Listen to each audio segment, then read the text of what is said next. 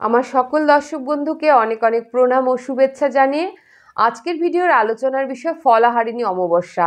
নামের সাথেই কিন্তু এর মাহাত্ম্য বা ব্যাখ্যা জড়িয়ে রয়েছে। ফল হরণকারী অমাবস্যা, অর্থাৎ ফল বলতে কি, আমাদের গাছে যে ফলটা খুব মিষ্টি সেটাও যেরকম গাছে ধরে, যে ফলটা খুব তিতা বা টক বা যেটাতে পোকা ধরা রয়েছে সেটাও কিন্তু গাছে ধরে। আমরা কি করি, খারাপ ফলগুলো ফেলে ভালো ফলগুলোকে আমরা গ্রহণ করি।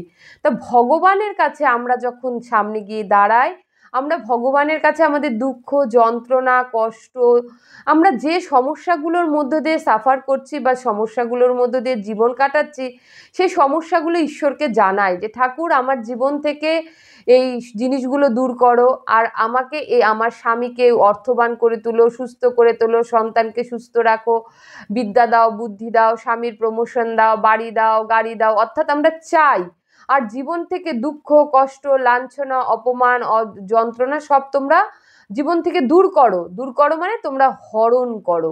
তাই এই ফলাহারিণী অমাবস্যা, কথা হারিণী মানে হরণকারী। ভগবান কি করে, আমাদের জীবন থেকে ফলাহারিণী অমাবস্যার দিন সমস্ত কুফলগুলো বা দুঃখ যন্ত্রণার যে কুফল, সে ফলগুলো ভগবান স্বয়ং গ্রহণ করে এবং আমাদেরকে সুফল প্রদান করে থাকে।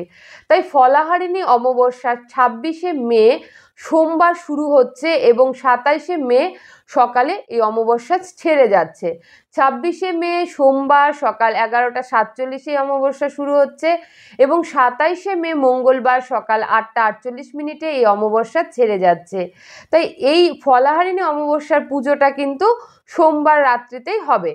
তো আপনারা এই দিন আপনাদের ভগবানকে তো আমরা সারা বছর দুঃখ, কষ্ট, যন্ত্রণা এই ফলগুলোই দিয়ে থাকি। টক তিতা ফলগুলো ভগবানকে উৎসর্গ করি, যে দুঃখের ফল, যন্ত্রণার ফল, কষ্টের ফল, মানে টক তিতা।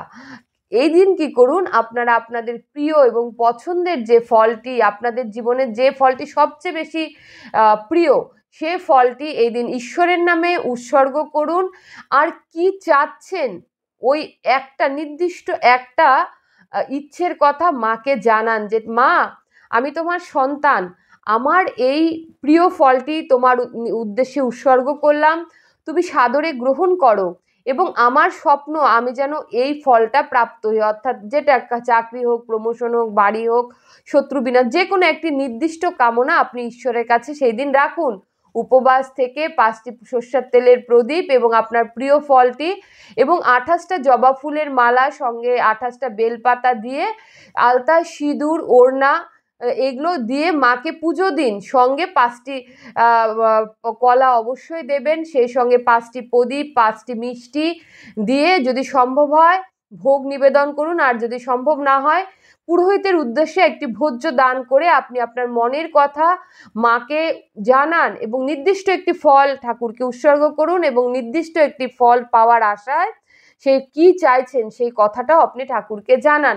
দেখবেন খুব শীঘ্রই আপনার মা আপনার মনস্কামনা পূরণ করবে। কারণ মা যখন দেখবে তার সন্তান তার প্রিয় ফলটি মাকে উৎসর্গ করে দিচ্ছে, মা কখনোই চাইবে না যে না, যতক্ষণ পর্যন্ত তো স্বপ্ন পূরণ না হবে ততক্ষণ তো আমার সন্তান এই ফলটা খেতে পারবে না।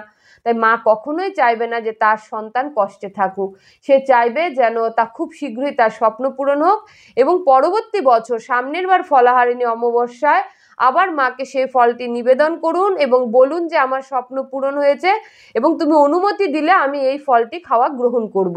এবং স্বপ্ন পূরণের সাথে সাথে ফলটি আবার সামনের বার ফলাহারিণী অমাবস্যায় সেই ফলটি নিবেদন করে আপনি তারপর থেকে প্রসাদ হিসেবে সেই ফলটিকে আবার খেতে পারবেন। এইভাবে করুন, দেখবেন আপনার সকল মনস্কামনা পূর্ণ হবে, ঈশ্বর আপনাকে কৃপা করবে। কারণ আমরা তাদের সন্তান, আর আমরা চাইলে কর্মের দ্বারা আমরা মোক্ষ বা আমাদের কামনা বাসনা বা আমাদের পুণ্য ফল আমরা অর্জন করতে পারি। বিনা কর্মের দ্বারা আমরা কখনো সুফল পাবো না। সুকর্ম করলে সুফল, কুকর্ম করলে কুফল। তাই যেরকম চিনি সেরকম মিষ্টি, যেরকম সুকর্ম সেরকম সুফল পাবেন। তাই ফলাহারিণী অমাবস্যাটিকে কাজে লাগান এবং যাতে জীবনে সুফল অর্জন করতে পারেন তার জন্য সুচিন্তা, সুমানসিকতা এবং সুচেষ্টা রেখে জীবনে অগ্রসর হন। দেখবেন ভগবান সর্বদা আপনাকে সাহায্য করবে। কারণ ভগবান হচ্ছে আমাদের সৃষ্টিকর্তা, রক্ষাকর্তা, পালনকর্তা, পিতামাতা। আজকের মতো ভিডিও এখানে শেষ করছি, পরবর্তী ভিডিওতে আবার দেখা হবে।